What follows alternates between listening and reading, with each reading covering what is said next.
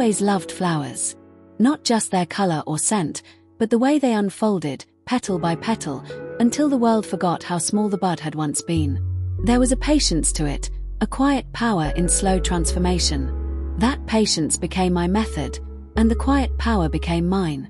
People saw a gentle, attentive woman who cared deeply for her friends, her colleagues, her family. I saw an ecosystem I could manipulate. It started innocuously. A teaspoon of laudanum to calm my mother's relentless migraines. A mistake with a friend's herbal tea when she complained about insomnia. I never thought of myself as cruel. I told myself I was teaching lessons or easing suffering, and if some people didn't wake up the same as before, it was an accident of biology, not intent. The thrill was subtle at first, a tightening of the chest when I imagined the effect taking place, the knowledge that my small action carried invisible weight. It was a secret intimacy between cause and consequence, between me and the slow, unseen movement of life toward its inevitable conclusion. Friends, neighbors, co-workers, they all offered me their trust so readily. I had the right words, the right smile, the right laugh. People wanted to believe in goodness. They wanted to believe it came in a neatly pressed cardigan with floral embroidery. I gave them that image and, in return, they gave me access. I studied them, learning who was too gullible, who was too careful, who might notice if the tea tasted slightly different. There was artistry in that study, and precision. If you can anticipate a reaction, you can orchestrate an outcome. Over the years, my garden of small deceptions grew. Each act felt independent, isolated, justified. Each act built confidence, and confidence is intoxicating. You begin to believe in your own invulnerability. You begin to see the world not as a chaotic place of chance, but as a canvas of causality you can arrange. Until you reach the point where one misstep, or one human flaw in someone else, unravels everything. This is not a confession. Confessions are for the end of a sentence, or for someone who wants leniency. This is a reflection, a map of choices that led to exposure. I want you to see the architecture of my mistakes, the careful designs of my crime, and the way an obsession with control eventually became my undoing. I learned quickly that influence often comes disguised as care. I listened with exaggerated attention, remembered the smallest complaints, and offered remedies that seemed natural, even generous. Friends asked why I always seemed to have the perfect tea for a sleepless night or a tincture for a nagging cough. I smiled, nodded, and handed it over. No one questioned the effect until the first faint accident, a neighbor's heart palpitations after a particularly strong herbal blend. She recovered. I smiled internally. The proof was intoxicating. I could alter outcomes with discretion, and no one suspected. At work, I carried the same veneer of helpfulness. As a laboratory assistant, I had access to compounds, chemicals, and knowledge. I discovered which poisons were subtle, slow-acting, almost imperceptible to doctors or labs. I read journals obsessively, cataloging effects and dosages. Each experiment was a quiet rehearsal. I practiced on small animals at first, though that was never enough to satisfy the tight geometry of my mind. Human reactions were more intricate, more unpredictable, but far more rewarding. A teaspoon here, a drop there, and the world adjusted around me. I cultivated relationships that expanded my reach. There was Melissa, who trusted me blindly. Her nightly tea was routine, and she never once doubted my motives. There was Mr. Hargrove, an elderly widower who invited me to dinner every Sunday. He joked about my motherly instincts as he sat across from me, fork in hand. I let him live longer than necessary, of course, for the thrill of the slow countdown. Timing is everything, and suspense is a spice. Each target became a puzzle. How much can I push before suspicion arises? How small can the touch be and still cause the ripple? The community saw me as meticulous, devoted, kind. I volunteered at the local library, helped neighbors carry groceries, attended PTA meetings. I smiled at children, offered baking lessons, gave advice to colleagues on handling difficult clients. They believed in the person I presented because the person I presented was consistent. Consistency builds trust faster than words or charm. People, I found, desire predictability in others, even when their own lives are chaotic. I gave them what they craved, and in return, they gave me the keys to their world. My apartment mirrored the same precision. Plants thrived under my care, jars of herbs lined the counters, books organized by height and color. Even my closet was methodical, color-coded and seasonally rotated. There is comfort in order, in control. It masks chaos.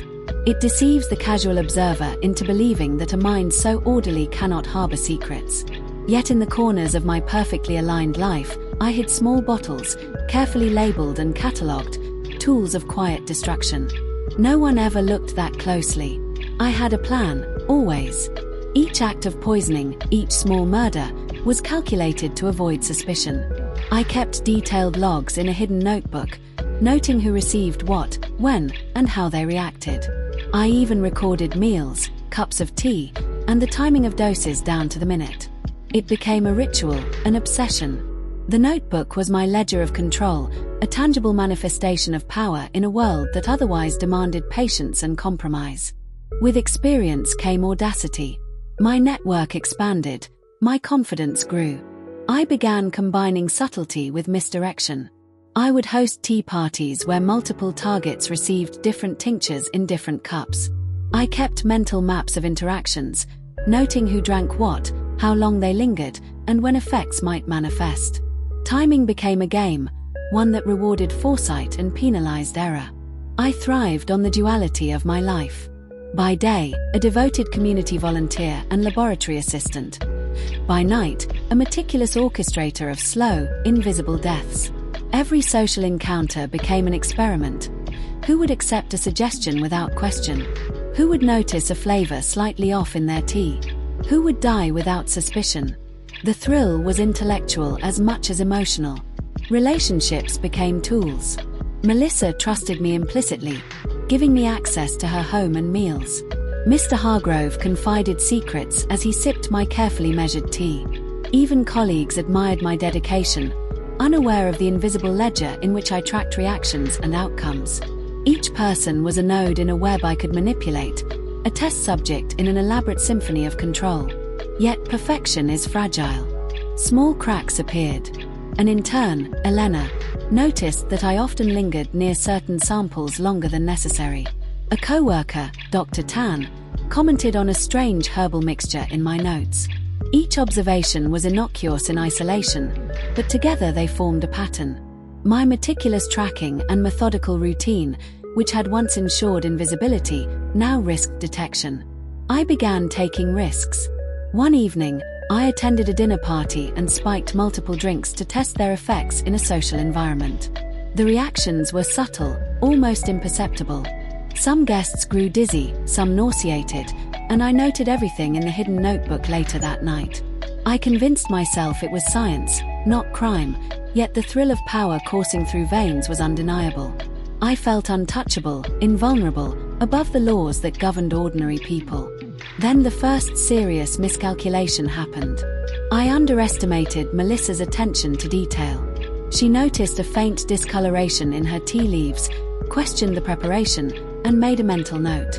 I dismissed her concern lightly, but the seed of suspicion had been planted. When small accidents started to stack, missed doses, slightly off flavors, minor overdoses, patterns emerged in the eyes of those around me. One evening, I found an anonymous note slipped under my apartment door. "We know what you're doing." My pulse quickened, but I did not panic. Instead, I began scanning my network, analyzing interactions, searching for the potential whistleblower. I intensified control, measuring doses more carefully, checking each vial twice. Yet paranoia has its own momentum. Each measured step became anxious, each friendly smile a potential mask of scrutiny. The thrill of power was now inseparable from the fear of exposure.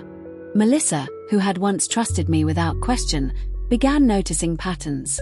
Small health changes in neighbors and friends led her to connect dots. She quietly documented interactions, cross-referenced tea recipes, and compiled her observations. Elena, the lab intern, inadvertently added fuel when she emailed her supervisor about unusual sample handling. The dominoes began to fall. Investigators, tipped off by Melissa and internal reports, arrived with questions I could not charm away. Each vial, each notebook, each meticulous record became evidence. My control slipped. Paranoia intensified.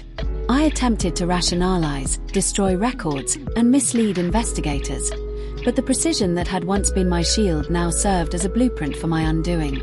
I was arrested quietly, at home, in the early morning hours. No dramatic confrontation, no shouting. Just the cold efficiency of law enforcement and the heavy finality of cuffs. My apartment, once a haven of order, became a crime scene. My vials, my notebooks, my plants, everything that had symbolized careful control, were catalogued, photographed, and taken. In the days that followed, the press pieced together the narrative I had worked so hard to conceal. Community reactions ranged from horror to disbelief. Colleagues, neighbors, friends, some mourned, some recoiled. I watched, silently, knowing that the life I had cultivated, the delicate veneer of kindness and order, had been stripped away by the very system I had underestimated. Human observation, small mistakes, and relentless curiosity. In custody, I have time to reflect. Control is a fragile illusion, and patience is both weapon and weakness. I understand now that the network of trust one built was always vulnerable to observation and human error. Each small act that once brought delight became an eventual signal for exposure. I write quietly now, on scraps of paper, tracing patterns of flowers, mapping the days I have lost. My reputation, carefully cultivated, is gone. Friends, neighbors, colleagues, they avoid my gaze or speak only in cautious tones. Some of the lives I touched, unknowingly altered or ended, continue without me. Some remnants of my projects survive, others wilt, neglected by the absence of orchestrating hands. Yet there is clarity in this stillness. I see, finally, that obsession can be as deadly as the act itself. The slow, measured bloom that once thrilled me now reminds me of fragility and impermanence. I catalogue my regrets, small but infinite. Trust betrayed, innocence manipulated, curiosity abused. Even now, when the sun falls on the narrow cell window and casts shadows across the floor, I feel the pull of calculation, the whisper of control. But I am no longer free to act. I am left only with memory, reflection, and the quiet bloom of understanding that some beauty, when wielded as power, can destroy as easily as it nurtures.